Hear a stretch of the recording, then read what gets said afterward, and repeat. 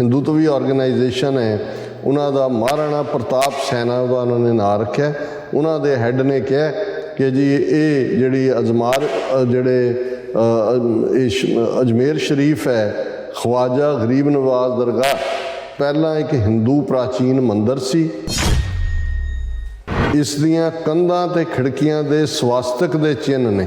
ਉਹਨੇ ਕਿਹਾ ਜੀ ਸਵਾਸਤਿਕਾ ਜਿਹੜਾ ਇਹਨਾਂ ਦੇ ਹਿੰਦੂ ਝੰਡਿਆਂ ਨੂੰ, ਉਹ ਕਹਿੰਦਾ ਜੀ ਉਹਦੀਆਂ ਜਾ ਕੇ ਕੰਧਾਂ 'ਤੇ ਦੇਖ ਲਓ ਔਰ ਉਹਦੇ ਫਰਾਣੇ 'ਤੇ ਦੇਖ ਲਓ ਔਰ ਇਹ ਜਿਹੜਾ ਹਿੰਦੂ ਮੰਦਰ ਹੈ ਔਰ ਇਹ ਸਾਡੇ ਹਵਾਲੇ ਕੀਤਾ ਜਾਏ। ਜਿਹੜੀ ਇਹ ਮਸਜਿਦ ਹੈ ਆਗਰੇ ਦੀ ਬੇਗਮ ਸਾਹਿਬਾ ਮੌਸਕ, ਇਹ ਇਸ ਦੀਆਂ ਪੌੜੀਆਂ ਦੇ ਵਿੱਚ ਸਾਡੀਆਂ ਮੂਰਤੀਆਂ ਨੇ।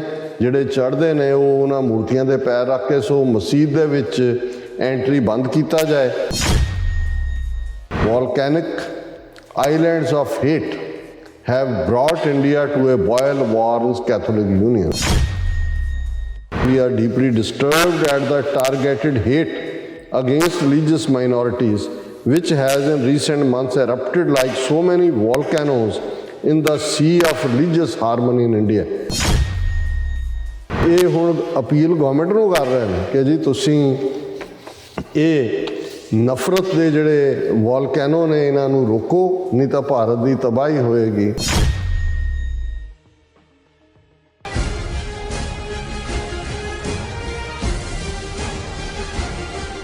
ਦਰਸ਼ਕੋ, ਬ੍ਰੇਕ ਤੋਂ ਬਾਅਦ ਆਪਾਂ ਤੁਹਾਨੂੰ ਸਭ ਨੂੰ ਜੀਆਂ ਕਹਿੰਦੇ ਹਾਂ। ਸੋ ਵਿਊਅਰਸ, ਗੱਲਬਾਤ ਕਰਾਂਗੇ ਕਿ ਭਾਰਤ ਵਿੱਚ ਹਿੰਦੂ ਤਵੀਆਂ ਦਾ ਜਿਹੜਾ ਜਨੂਨ ਹੈ ਉਹ ਸਭ ਹੱਦਾਂ ਬੰਨੇ ਟੱਪਦਾ ਜਾ ਰਿਹਾ ਹੈ।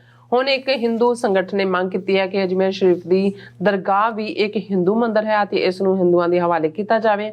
ਔਰ ਇਸੇ ਤਰ੍ਹਾਂ ਹਿੰਦੂ ਤਵੀਆਂ ਵੱਲੋਂ ਆਗਰੇ ਦੀ ਬੇਗਮ ਸਾਹਿਬਾ ਮਸਜਿਦ ਬਾਰੇ ਵੀ ਦਾਅਵਾ ਕੀਤਾ ਜਾ ਰਿਹਾ ਹੈ ਕਿ ਉਸ ਦੀਆਂ ਜਿਹੜੀਆਂ ਪੌੜੀਆਂ ਵਿੱਚ ਹਿੰਦੂ ਦੇਵੀ ਦੇਵਤਿਆਂ ਦੇ ਬੁੱਤ ਹਨ। ਸੋ ਇਸ ਬਾਰੇ ਆਪਾਂ ਗੱਲਬਾਤ ਕਰਨ ਜਾ ਰਹੇ ਹਾਂ। ਸੋ ਅਸੀਂ ਚਾਹਾਂਗੇ ਕਿ ਤੁਸੀਂ ਇਸੇ ਤਰ੍ਹਾਂ ਬਣੇ ਰਹਿਣਾ। ਦੇਖਣ ਸੁਣਨ ਲਈ ਐਂਡ ਲਿਖਣ ਲਈ ਤੁਹਾਡਾ ਸਭ ਦਾ ਬਹੁਤ ਬਹੁਤ ਸ਼ੁਕਰੀਆ ਜੀ। ਡਾਕਟਰ ਸਾਹਿਬ, ਕੀ ਕਹਿਣਾ ਚਾਹੋਗੇ?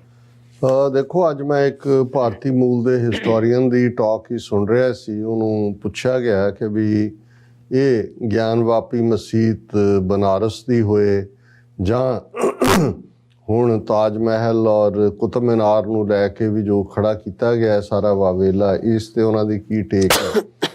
ਤਾਂ ਉਹਨਾਂ ਨੇ ਬੜੀ ਸਿਆਣੀ ਗੱਲ ਕਹੀ। ਉਹਨਾਂ ਨੇ ਕਿਹਾ ਕਿ ਵੀ ਜੇ ਅਸੀਂ ਇਸ ਪੜਤਾਲ ਦੇ ਵਿੱਚ ਹੀ ਪੈਣਾ ਤੇ ਸਾਰੀ ਗੱਲ ਮੁਗਲਾਂ ਤੋਂ ਹੀ ਸ਼ੁਰੂ ਕਰਨੀ ਹੈ, ਫਿਰ ਮੁਗਲਾਂ ਤੋਂ ਹੀ ਕਿਉਂ ਸ਼ੁਰੂ ਕਰੋ, ਫਿਰ ਉਸ ਤੋਂ ਵੀ ਪਹਿਲਾਂ ਜਾਓ, ਮੱਧਕਾਲੀਨ ਭਾਰਤ 'ਚ ਕਿਉਂ ਜਾਣਾ, ਤੁਸੀਂ ਪ੍ਰਾਚੀਨ 'ਚ ਵੀ ਜਾਓ। ਤਾਂ ਉਹਨੇ ਕਿਹਾ ਵੀ ਫਿਰ ਜਿੰਨੇ ਤੁਹਾਡੇ ਮੰਦਰ ਨੇ ਭਾਰਤ ਦੇ ਵਿੱਚ, ਉਹਨਾਂ 'ਚੋਂ ਇੱਕ ਵੀ ਮੰਦਰ ਸਰਵਾਈਵ ਨਹੀਂ ਕਰੇਗਾ, ਕਿਉਂਕਿ ਇਹ ਆਲਮੋਸਟ ਸਾਰੇ ਜਿਹੜੇ ਤੁਹਾਡੇ ਪ੍ਰਾਚੀਨ ਮੰਦਰ, ਐਨਸ਼ੀਅੰਟ ਮੰਦਰ ਨੇ, ਉਹ ਬੁੱਧ ਦੀਆਂ ਮੋਨੈਸਟਰੀਜ਼, ਮੱਠਾਂ ਨੂੰ ਤੋੜ ਕੇ ਤੇ ਸਤੂਪਿਆਂ ਨੂੰ ਤੋੜ ਕੇ ਬਣਾਏ ਗਏ ਨੇ।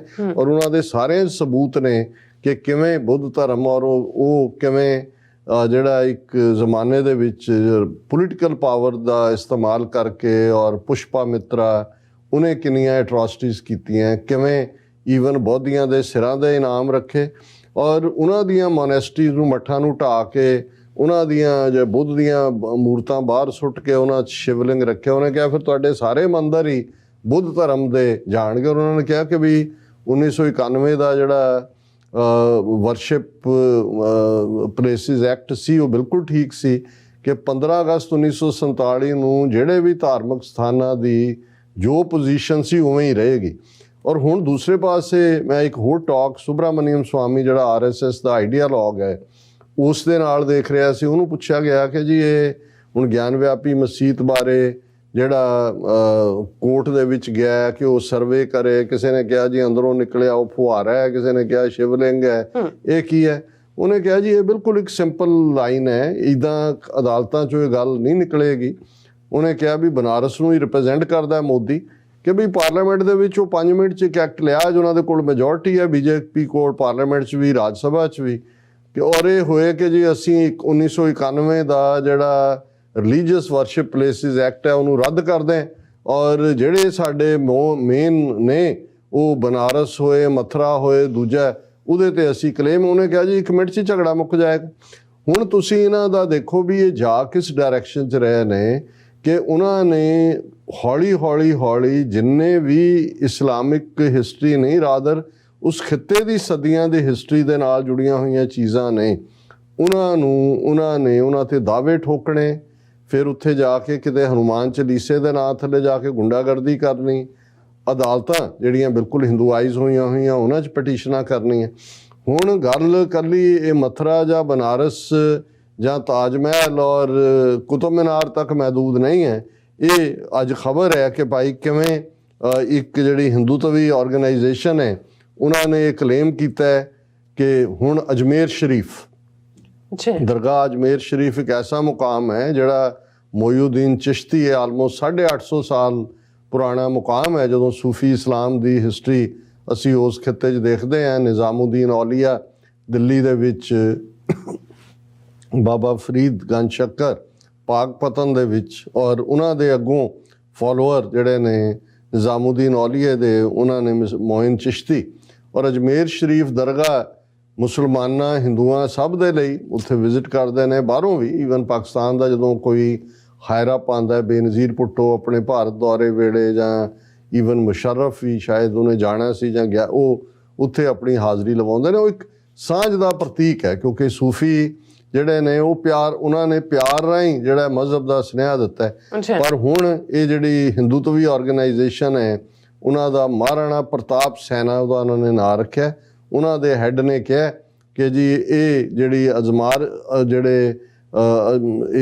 ਅਜਮੇਰ ਸ਼ਰੀਫ ਹੈ, ਖਵਾਜਾ ਗਰੀਬ ਨਵਾਜ਼ ਦਰਗਾਹ ਪਹਿਲਾਂ ਇੱਕ ਹਿੰਦੂ ਪ੍ਰਾਚੀਨ ਮੰਦਰ ਸੀ। ਇਸ ਦੀਆਂ ਕੰਧਾਂ ਤੇ ਖਿੜਕੀਆਂ ਦੇ ਸਵਾਸਤਿਕ ਦੇ ਚਿੰਨ੍ਹ ਨੇ। ਉਹਨੇ ਕਿਹਾ ਜੀ ਸਵਾਸਤਿਕਾ ਜਿਹੜਾ ਇਹਨਾਂ ਦੇ ਹਿੰਦੂ ਝੰਡਿਆਂ, ਉਹ ਕਹਿੰਦਾ ਜੀ ਉਹਦੀਆਂ ਜਾ ਕੇ ਕੰਧਾਂ ਤੇ ਦੇਖ ਲਓ ਔਰ ਉਹਦੇ ਫਰਾਣੇ ਤੇ ਦੇਖ ਲਓ, ਔਰ ਇਹ ਜਿਹੜਾ ਹਿੰਦੂ ਮੰਦਰ ਹੈ ਔਰ ਇਹ ਸਾਡੇ ਹਵਾਲੇ ਕੀਤਾ ਜਾਏ। ਹੁਣ ਇੱਕ ਪਾਸੇ ਇਹ ਜਿਹੜੀ ਮਹਾਰਾਣਾ ਪ੍ਰਤਾਪ ਸੈਨਾ ਦੇ ਨਾਂ ਥੱਲੇ, ਦੂਸਰੀ ਖਬਰ ਅਸੀਂ ਸਾਈਮਲਟੇਨੀਅਸਲੀ ਉਹਨਾਂ ਦੇ ਮੀਡੀਆ 'ਚ ਦੇਖਦੇ ਹਾਂ, Mathura ਆਈਡਲਸ buried under Agra mosque claims fresh suit. Claiming that the idols continue to be buried under the staircase of Begum Sahiba Mosque in Agra, the suit seeks that visitors be stopped from entering the mosque by trampling on the idols. ਹੁਣ ਇਹ ਜਿਹੜੀ organisation ਨੇ court ਦੇ ਵਿੱਚ ਜਿਹੜਾ ਦਾਅਵਾ ਇਹ ਕੀਤਾ ਹੈ ਕਿ ਜੀ ਜਿਹੜੀ ਇਹ ਮਸਜਿਦ ਹੈ ਆਗਰੇ ਦੀ ਬੇਗਮ ਸਾਹਿਬਾ ਮੌਸਕ, ਇਹ ਇਸ ਦੀਆਂ ਪੌੜੀਆਂ ਦੇ ਵਿੱਚ ਸਾਡੀਆਂ ਮੂਰਤੀਆਂ ਨੇ, ਜਿਹੜੇ ਚੜ੍ਹਦੇ ਨੇ ਉਹ ਉਹਨਾਂ ਮੂਰਤੀਆਂ ਦੇ ਪੈਰ ਰੱਖ ਕੇ, ਸੋ ਮਸਜਿਦ ਦੇ ਵਿੱਚ ਐਂਟਰੀ ਬੰਦ ਕੀਤਾ ਜਾਏ। ਔਰ ਉਹਨਾਂ ਨੇ ਕਿਹਾ ਕਿ ਜੀ ਇਹ ਜਿਹੜੀਆਂ ਇੱਥੇ ਮੂਰਤੀਆਂ ਵੀ ਨੇ, ਇਹ ਮਥੁਰਾ ਤੋਂ ਤੋੜ ਕੇ ਜਿਹੜੀਆਂ ਨੇ ਉਹ ਇਸ ਮੰਦਰ ਦੇ ਪੌੜੀਆਂ ਦੇ ਵਿੱਚ ਲਾਈਆਂ ਗਈਆਂ, ਔਰ ਇਹ ਆਗਰਾ ਰੈੱਡ ਫੋਰਟ ਦੇ ਨੇੜੇ ਦੀਵਾਨੇ ਖਾਸ ਦੇ ਕੋਲ ਬੇਗਮ ਸਾਹਿਬਾ ਮਸਜਿਦ ਹੈ।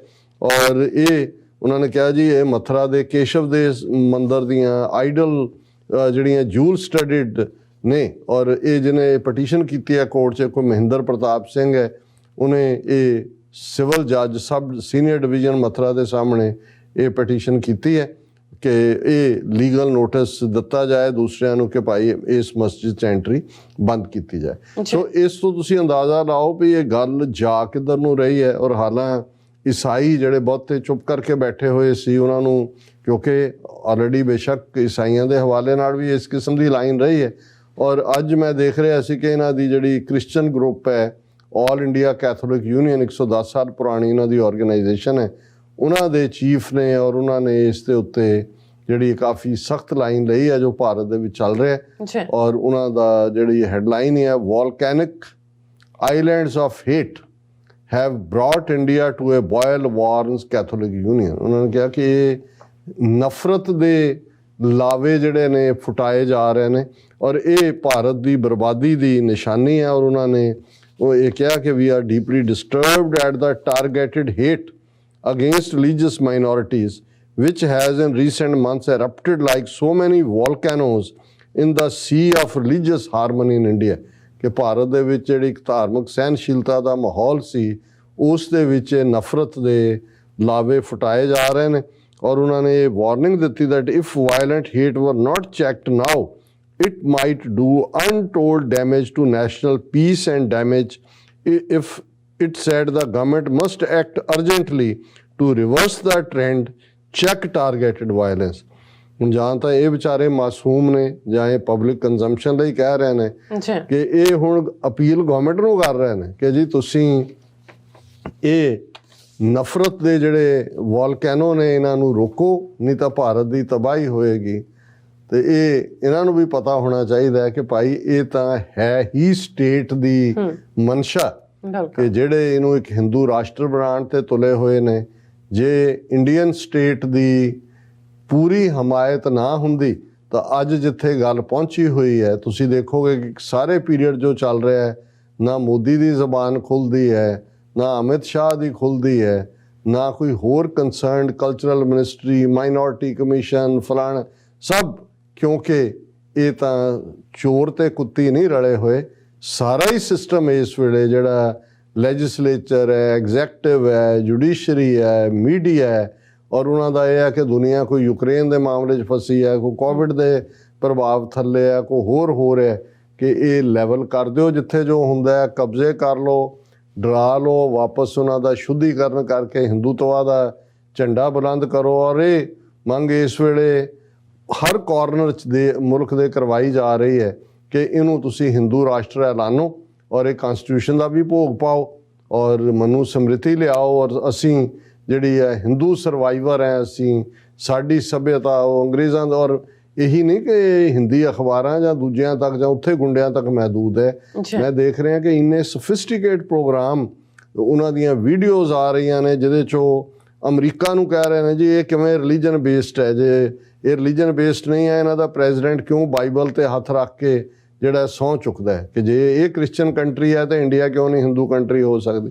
ਫਿਰ ਉਹ ਯੂਕੇ ਦੇ ਹਵਾਲੇ ਨਾਲ ਕਹਿੰਦੇ ਨੇ ਜੋ ਆਪਣੇ ਆਪ ਨੂੰ ਮੈਗਨਾ ਕਾਰਟਾ ਦੇ ਪਿਓ ਕਹਿੰਦੇ ਨੇ, ਪਰ ਜਿਹੜੀ ਕੁਈਨ ਹੈ ਉਹ ਹੈਡ ਕਰਦੀ ਹੈ ਚਰਚ ਆਫ ਇੰਗਲੈਂਡ ਨੂੰ ਵੀ, ਔਰ ਬਾਈਬਲ ਬੇਸਡ ਸਾਰਾ ਜਿਹੜਾ ਕ੍ਰਿਸਚਨ ਬੇਸਡ ਉਹਨਾਂ ਦੀਆਂ ਵੈਲਿਊਜ਼ ਨੇ, ਤਾਂ ਫਿਰ ਸਾਡੀਆਂ ਹਿੰਦੂ ਬੇਸਡ ਵੈਲਿਊਜ਼ ਕਿਉਂ ਨਹੀਂ ਹੋ ਸਕਦੀਆਂ। ਸੋ ਈਵਨ ਜਿਹੜੀਆਂ ਐਡਵਾਂਸਡ ਡਿਵੈਲਪਡ ਕੰਟਰੀਜ਼ ਨੇ ਉਹਨਾਂ ਦੇ ਸੈਕੂਲਰ ਸਿਸਟਮ ਨੂੰ ਉਹ ਰਿਡੀਕਿਊਲ ਕਰਕੇ ਕਹਿੰਦੇ ਨੇ ਕਿ ਸੈਕੂਲਰ ਸੈਕੂਲਰ ਕੋਈ ਨਹੀਂ ਹੈ, ਇਹ ਅਲਟੀਮੇਟਲੀ ਇਹ ਕ੍ਰਿਸਚਨ ਹੀ ਨੇ, ਤੇ ਜੇ ਇਹ ਕ੍ਰਿਸਚਨ ਵੈਲਿਊਜ਼ ਨੇ ਤੇ ਅਸੀਂ ਕਿਉਂ ਨਹੀਂ ਕਰ ਸਕਦੇ। ਔਰ ਇਹ ਇੱਕ ਮਾਹੌਲ ਸਿਰਜ ਦਿੱਤਾ ਹੈ ਕਿ ਅੱਜ ਵੱਡੀ ਗਿਣਤੀ 'ਚ ਜਿਹੜੇ ਹਿੰਦੂ ਨੇ, ਉਹਨਾਂ ਦੇ ਸਕਾਲਰ ਵੀ, ਦੂਜੇ ਵੀ, ਉਹਨਾਂ 'ਚੋਂ ਵੀ ਤੁਹਾਨੂੰ ਕੋਈ ਆਵਾਜ਼ ਨਹੀਂ, ਜਿਹੜੀ ਆਵਾਜ਼ ਉੱਠਦੀ ਹੈ ਉਸ ਦੇ ਉੱਤੇ ਉਹ ਜਿਹੜੇ ਨੇ ਉਹ ਪਾਉਂਸ ਕਰਦੇ ਨੇ, ਉਹਨਾਂ ਦੇ ਉੱਤੇ ਕੇਸ ਬਣਾਏ ਜਾਂਦੇ ਨੇ। ਉਹਨਾਂ ਨੂੰ ਸ਼ਿਵਲਿੰਗ ਦੇ ਮਾਮਲੇ 'ਚ ਕਿ ਜੀ ਮਿਲਿਆ ਕਿ ਜੀ ਫੁਹਾਰ ਹੈ, ਜੇ ਉਹ ਰਤਨ ਰਾਮ ਪ੍ਰੋਫੈਸਰ ਦਿੱਲੀ ਯੂਨੀਵਰਸਿਟੀ ਦਾ ਬੋਲਦਾ ਤੇ ਉਸ ਨੂੰ ਜਿਹੜਾ ਉਹ ਧੁਰ ਲਿਆ ਜਾਂਦਾ ਹੈ ਕਿ ਜੀ ਇਹ ਕਮਿਊਨਿਟੀਜ਼ ਦੇ ਵਿੱਚ ਫਸਾਦ ਪਾਉਣ ਦੀ ਲਾਈਨ ਹੈ। ਲਖਨਊ ਯੂਨੀਵਰਸਿਟੀ ਦਾ ਇੱਕ ਪ੍ਰੋਫੈਸਰ ਇੱਕ ਹੋਰ ਹਿੰਦੂ ਹਿਸਟੋਰੀਅਨਸ ਨੂੰ ਹੀ ਕੋਟ ਕਰਕੇ ਕਹਿੰਦਾ ਹੈ ਮੰਦਰ ਮਸੀਤਾਂ ਦੇ ਝਗੜੇ ਦੇ ਮਾਮਲੇ 'ਚ, ਤੇ ਉਹਨੂੰ ਵੀ ਧੁਰ ਲਿਆ ਜਾਂਦਾ। ਸੋ ਇਹ ਅੱਜ ਇਹਦੇ 'ਚ ਕੋਈ ਸ਼ੱਕ ਨਹੀਂ ਹੈ ਕਿ ਇਹ ਵੋਲਕੈਨੋ ਆਫ ਹੇਟ ਜਿਹੜੇ ਨੇ, ਜਿਹੜੇ ਨਫ਼ਰਤ ਦੇ ਲਾਵੇ ਉੱਥੇ ਫੁੱਟੇ ਹੋਏ ਨੇ, ਇਹ ਫੁੱਟੇ ਨਹੀਂ ਹੋਏ, ਫੁਟਾਏ ਗਏ ਨੇ। ਔਰ ਇਹਨਾਂ ਨੂੰ ਜੇ ਕੋਈ ਰੋਕ ਸਕਦਾ ਤੇ ਮਾਈਨੋਰਿਟੀਜ਼ ਨੂੰ ਜਾਂ ਸੀਨੀਅਰ ਐਲੀਮੈਂਟ ਸੁਸਾਇਟੀ ਦੇ ਜੇ ਟੁਗੈਦਰ ਆਉਣਗੇ, ਇਹਨਾਂ ਹਿੰਦੂਤਵੀ ਗੁੰਡਿਆਂ ਨੂੰ ਚੈਲੰਜ ਕਰਨਗੇ, ਇਹਨਾਂ ਦੇ ਸਿਸਟਮ ਨੂੰ ਚੈਲੰਜ ਕਰਨਗੇ। ਅਦਰਵਾਈਜ਼ ਅੱਜ ਦੇ ਇੰਟਰਨੈਸ਼ਨਲ ਦੌਰ ਦੇ ਵਿੱਚ ਕੋਈ ਲੱਗਦਾ ਨਹੀਂ ਹੈ ਕਿ ਕੋਈ ਇੰਟਰਨੈਸ਼ਨਲੀ ਇਹਨਾਂ ਨੂੰ ਨੱਥ ਪਾ ਸਕਦਾ। ਜੀ ਡਾਕਟਰ ਸਾਹਿਬ, ਤੁਹਾਡਾ ਬਹੁਤ ਬਹੁਤ ਧੰਨਵਾਦ। ਸਾਥੀਆਂ ਨੇ ਬ੍ਰੇਕ ਪਿਓਰ ਤੁਸੀਂ ਇਸੇ ਤਰ੍ਹਾਂ ਹੀ ਬਣੇ ਰਹਿਣਾ। ਮਿਲਦੇ ਹਾਂ ਆਫਟਰ ਦਿਸ ਸ਼ਾਰਟ ਬ੍ਰੇਕ।